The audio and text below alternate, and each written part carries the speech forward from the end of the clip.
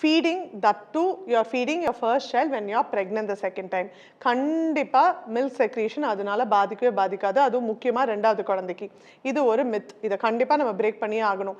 நாங்க we promote you, இப்போ யாரான இப்போ வந்து ஃபீட் பண்ணும்போது ஃபர்ஸ்ட் குழந்தைக்கு ஃபீட் பண்ணும்போது கன்சீவ் ஆயிட்டாங்க அப்படின்னா we actually tell them நீங்க போய் ஃபீட் பண்ணுங்க, எந்த தப்புமே இல்லைன்னு நாங்கள் சொல்லுவோம்.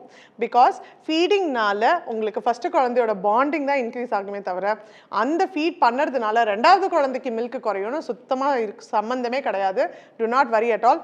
We encourage mothers to feed their first kid because bonding இருக்கும், ரெண்டாவது அவங்க ஆங்ஷியஸாகவும் இருக்க மாட்டாங்க, மூணாவது ஃபீடிங்ன்றது அதுவும் மில்க் செக்ரீஷன்ன்றது நிப்பிள் ஸ்டிமுலேஷன்னால பிரெயினுக்கு ஆக்சிடோசின் ஒரு ஹார்மோன் போய் லெட் டவுன் ரிஃப்ளெக்ஸ்னால மில்க் வெளில வருது. ஸோ அதே தான் நம்ம வந்து நெக்ஸ்ட் ப்ரெக்னன்சி அந்த குழந்தையும் பண்ண போகிறது.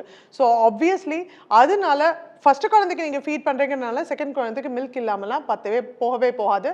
ஸோ அந்த மித்தை நம்பவே நம்பாதீங்க.